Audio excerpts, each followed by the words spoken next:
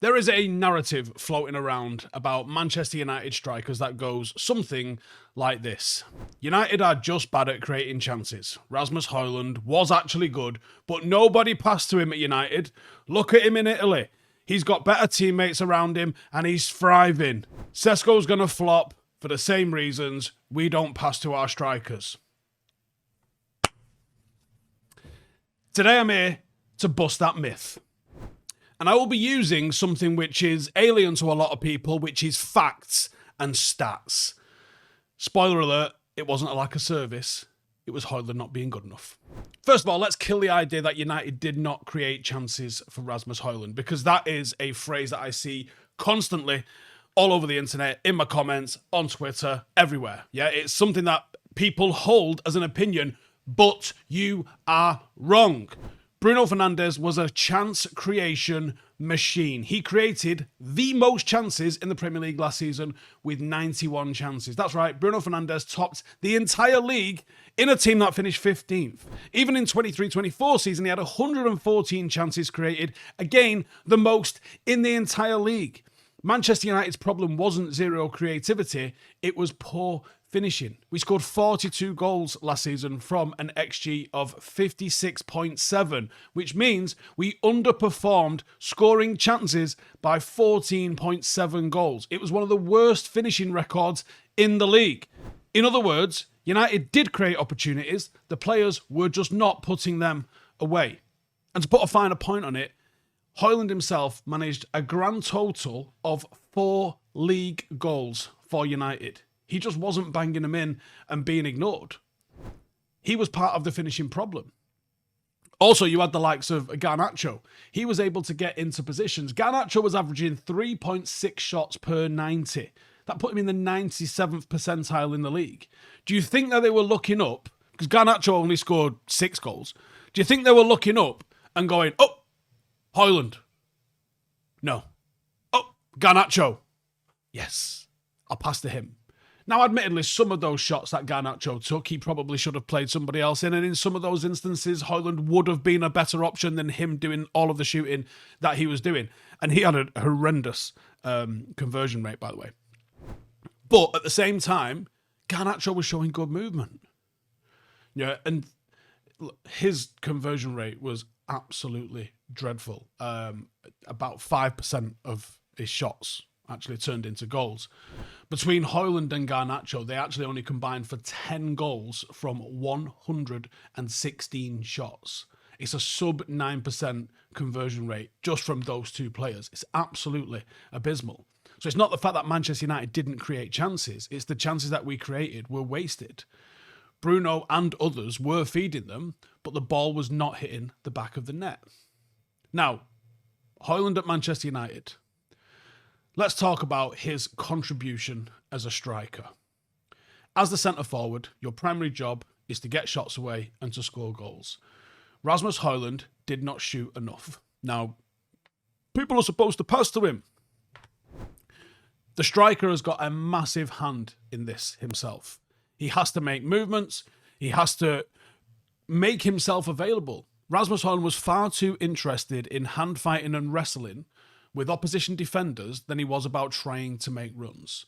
He averaged only 1.4 shots per 90 in the Premier League. Manchester United striker, barely more than a single shot per game on average. ESPN pointed out that 139 players in the league were shooting more often than Manchester United's striker. When you compare that 1.4 shots per game to the likes of Erling Howson, who was getting 3.8 shots per game, he plays for Manchester City, that's not the same. Okay, cool. What about Ollie Watkins? 3.3 shots per 90. Alexander Isak, 3.1 shots per 90. Even Kai Havertz, 2.5 shots per 90. Rasmus Hojlund's 1.4 shots per 90 is miles behind them. In fact, it blatantly concludes that he doesn't shoot. Now, crucially, it wasn't just a tactical fluke. It's clearly a player trait, because the previous season, what was Rasmus Hojlund's shots per 90? So this is one season where he's had Erik ten Hag for half the season, then he's had Ruben Amorim for half the season. What did he have the previous season when he actually was quite good? Oh, 1.4 shots per 90. He isn't making runs. He isn't finding space. He cannot get on the end of chances. And a striker that can't shoot because he's not in the right spots isn't a striker worth having. And when you watched United last year, you could see that he was static. You could see that he wasn't making runs. You could see that he doesn't offer himself for a target. And the data's backing this up as well. He only averaged 3.7 touches in the opposition box per 90, which is so much lower than any other strikers. Again, Ollie Watkins, 6.3 touches in the box per 90, constantly involved in dangerous areas. So, the claim nobody passed to him, it holds no water. Not when you've got Bruno Fernandes as the top chance creator in the league. United tried to supply Hojlund. He just couldn't capitalise. And even when he was getting his shots off, his conversion rate was only 12%. 4 goals from 32 shots in the league is incredibly ordinary, if not just straight poor. But 32 shots all season from a striker is pathetic. To put it in a little bit of perspective, Garnacho managed 84 shots, even though he couldn't hit the floor if he fell over. But Marcus Rashford was taking more shots. Hojlund was not active enough in the attack. If you don't shoot, you don't score. And Hojlund wasn't shooting. So, he moves to Napoli. And as everyone's like to point out, he's there, right?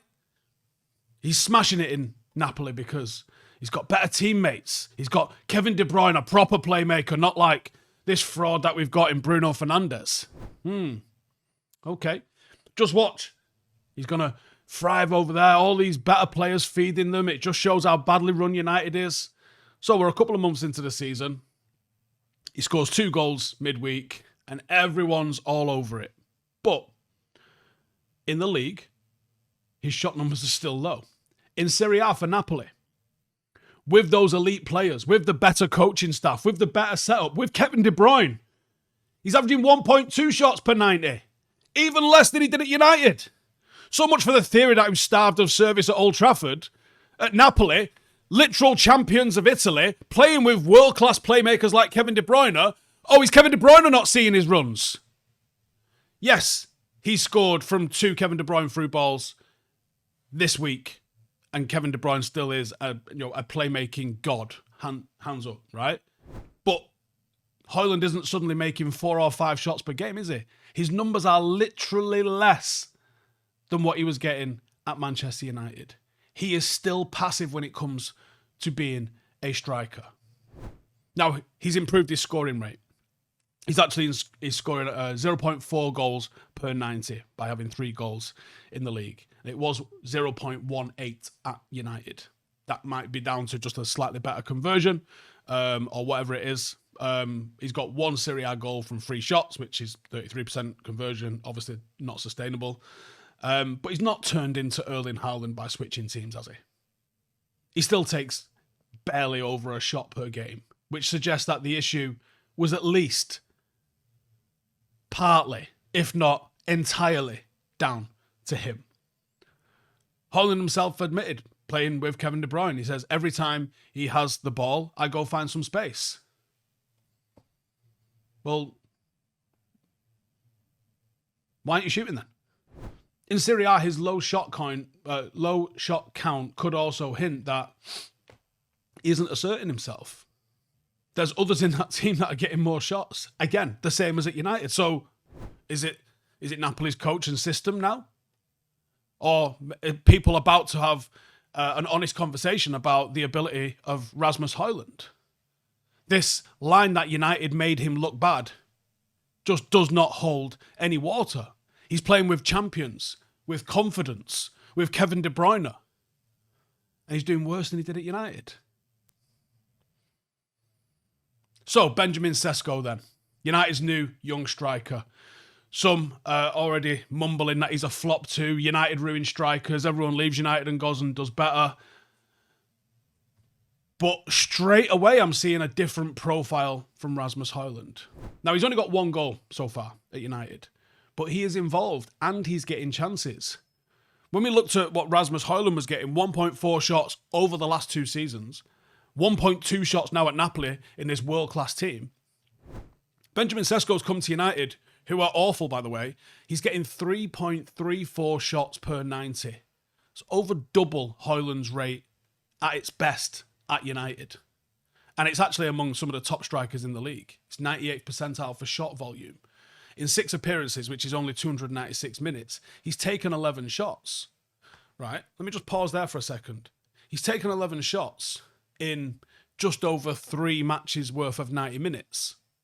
He's only had 3 starts, but he's been involved in 6 games. In 296 minutes, he's taken 11 shots. In the entirety of last season, Rasmus Hojlund managed 32. He's getting into positions and he's pulling the trigger, which is exactly what you want your striker to do. Now, yes, the goals have not flowed yet. 1 goal from 11 shots is 9% conversion, something like that. But even if that conversion starts to improve, which I think it will do, he's going to score a lot of goals for Manchester United. And it isn't just the goals. He's got better movement. He's got better involvement. He drops into link play. He battles defenders and actually wins. He's winning 52% of his aerial duels. Rasmus Hojlund was winning 24% of his aerial duels last year. And crucially, he's making runs into the box.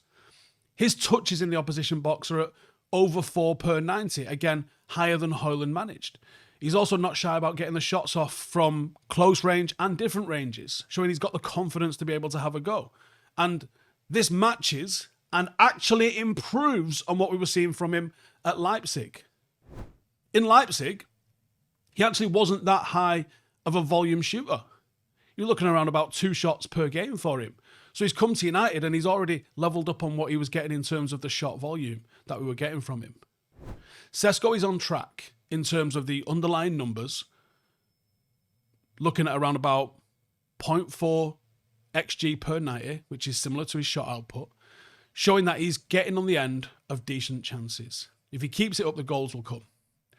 This is a classic case of trust the process. High shot volume, good movement, decent XG equals goals. You look at what we were getting with Hojlund last year. Hojlund's expected goals was 0.23 per 90, which is very low, whereas Sesko's already around about 0.4 per 90. Sesko was essentially doing the right things that Hojlund wasn't, being active, taking responsibility to shoot.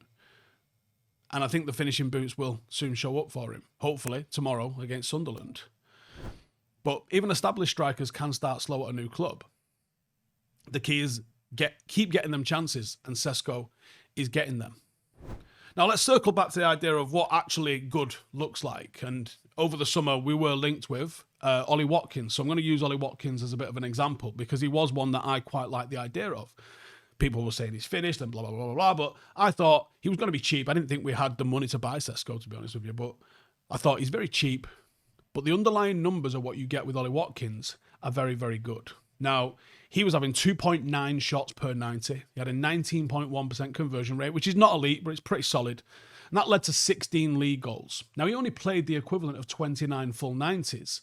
That's pretty efficient. If you give him another 9 matches, I think you get him in the 20, maybe even 21 sort of region. That's a good striker. Now, why does Watkins manage to get those off? He makes smart runs. He got into good positions and he finished at a pretty solid rate.